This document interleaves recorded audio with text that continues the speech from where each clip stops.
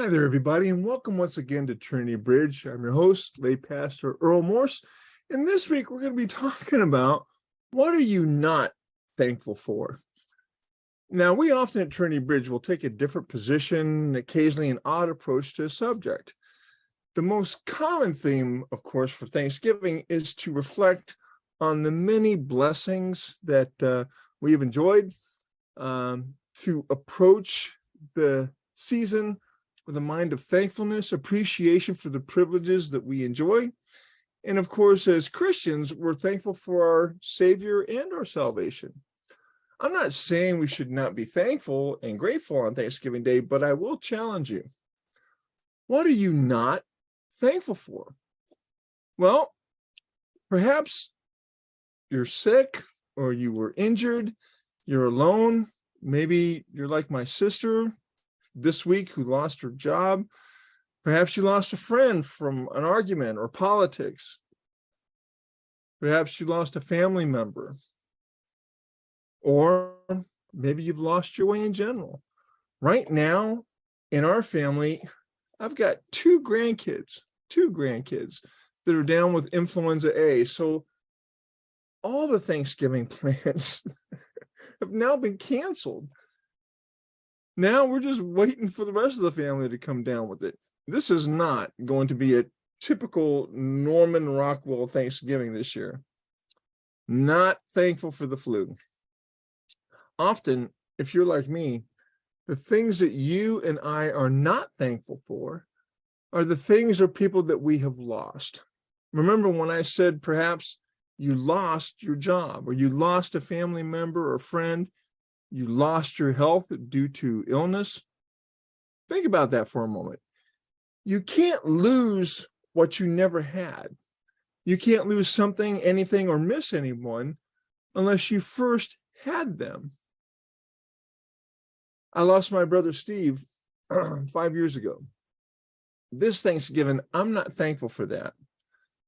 I could continue to focus on that tragic day, that one day, the 7th of July, 2017, or I could focus on the 58 years that I had him as my brother.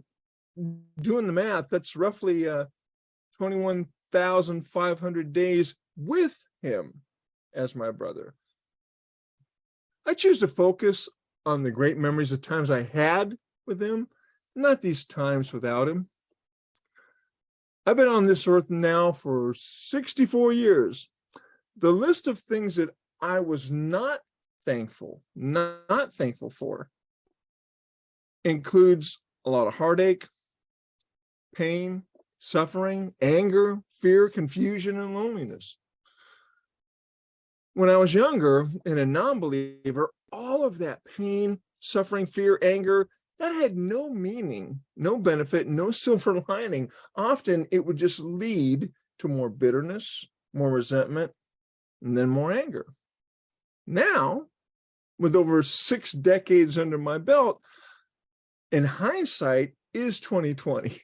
Everything seems to be quite clear to me. Christian hindsight adds a whole new perspective because it actually is powerful, it's validating, it's life-sustaining, and yes, it is faith-building. Some of the darkest times in my past were actually a tremendous benefit to my character, my strength, my resiliency, and most importantly, to my faith. I didn't see it at the time I was going through it. Like, are you kidding? I would have been committed for psychological testing if I enjoyed any of it at that time. But I'll share 2 quick examples of the darkest times in my life that I was most certainly not thankful for at the time. The first was not getting into the Air Force Academy. My plan was to become an officer. I was going to be a fighter pilot. I was going to skydive. I spent my entire life up to the age of 18 preparing for that, studying hard, working out, playing football, doing everything I could to get a nomination, which I got, and then an appointment, which I never did get. That was some of the darkest times in my life. Spent my entire life at the age of 18 preparing for something, and I didn't have a plan B. It was really rough, really rough. And believe it or not, the second darkest time in my life was when I started Honor Flight. On that first flight, we flew 12 veterans in 6 tiny little planes. Before that first flight, 8 veterans had died, and we had over 120 on the waiting list before that first flight. At the end of the first year, we'd flown only 136, but we had over 800 on the waiting list. And sadly, quite often that phone would ring with daughters, wives saying, when does my dad or when does my spouse get to go on this trip? And we'd say, there's over 800 on the waiting list. We're not getting corporate funding at all. And then another phone call would come in saying, go ahead and take my dad off your list. He's died. There were all so many sleepless nights.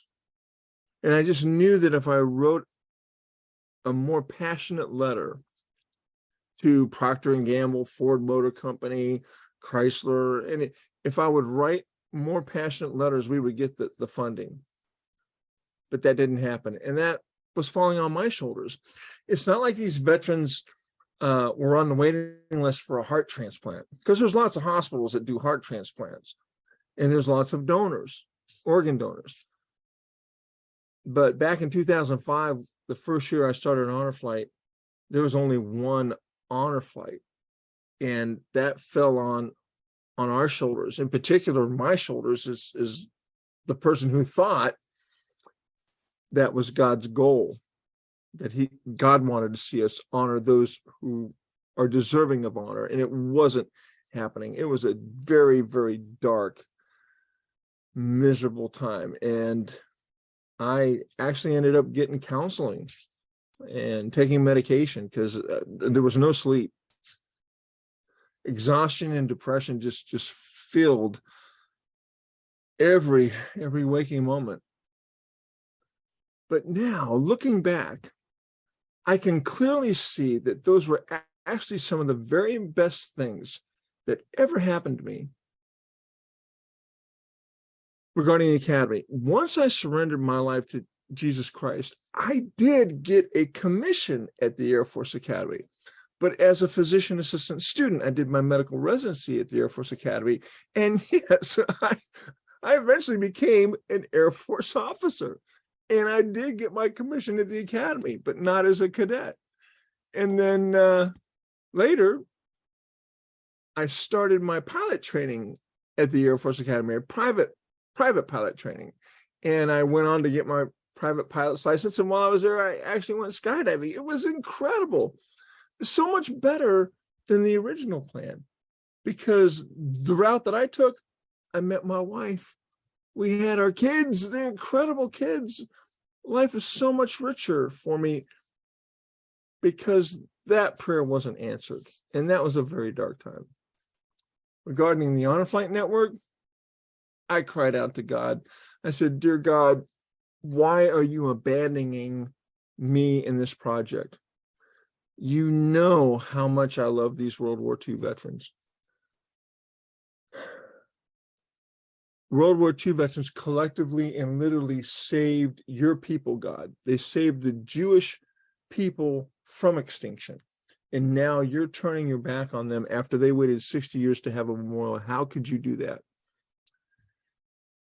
And I don't know if God speaks in baritone or bass, but he told me, not audibly, but he told me, he said, Earl, I love those veterans more than you can ever fathom, more than you can ever comprehend. And just by God telling me that, that was all I needed to hear. That was all I needed. And I just knew if we just stayed at it, it was going to come together. And now, 2022, the Honor Flight has transported over 250,000 veterans to Washington, D.C. for free. And then if you include the Guardians that go with him, well, that's over 500,000. Lives, families, and communities have been changed by our efforts. In fact, if you talk to my mom or if you talk to my wife, she'll tell you that our nation has changed as a consequence of Honor Flight Network. So I challenge you, think about it. Just think about it for a minute. What things that you were not thankful for? What were your darkest times? And then now, how did you benefit from enduring, from surviving, from recovering from those times? Are you a better person for having went through those times and events? If your answer is no, that you're not a better person, you're not any more resilient or wiser or stronger or insightful, well, if that's the case, then it's time to go to God and ask God to show you, to reveal to you why you still feel that way. Perhaps he will or will not show you. It might not be the time yet, but know this, when the dust settles and the fog has lifted and you can look back on your darkest times, keep in mind, God can and will use your darkest times for your benefit and for the benefit of others. Again, the Bible says over and over again, God will do that. In Romans 8:28, the Apostle Paul says, and we know that for all those who love God, all things work together for the good of those who are called according to his purposes. All things, good, bad, everything works together for the good of those called according to his purpose.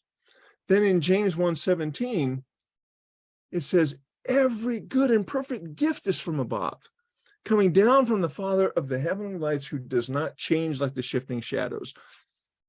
Your darkest times surrendered to God will return to you as good and perfect gifts from above. He has that capability. Trust me in this. And then finally, Jeremiah 29:11. For I know the plans I have for you, declares the Lord, plans to prosper you and not to harm you, plans to give you hope and a future. Even on those days when you don't feel like he has your back, he most certainly does. In fact, those are the days when God does his best work. I've seen it happen for me. I've seen it happen for other people. I am certainly no biblical scholar, but I can honestly say that now, today, on those days for me when everything is going wrong and the wheels are falling off the bus, I literally will laugh a little and then I get a little excited. My family thinks I'm nuts. I'm excited because based on my past experiences and on my faith, I'll say a little prayer of gratitude because I know without a doubt that everything that is happening is under God's control. He's got this. He's got this. And actually, the most important thing that I can do in those moments is just sit back, hold on, and wait, because God's solutions, strength, wisdom are all free for the asking. Whatever you still are not thankful for this Thanksgiving, surrender that to God. And then prepare to be amazed. Then when you combine the things that you are thankful for with the things that you weren't thankful for, your blessings and your gratitude will double, Bless you. I hope you and your family have a safe, enjoyable, and blessed Thanksgiving. We'll see you all here next week on the bridge. God bless everybody. Take care.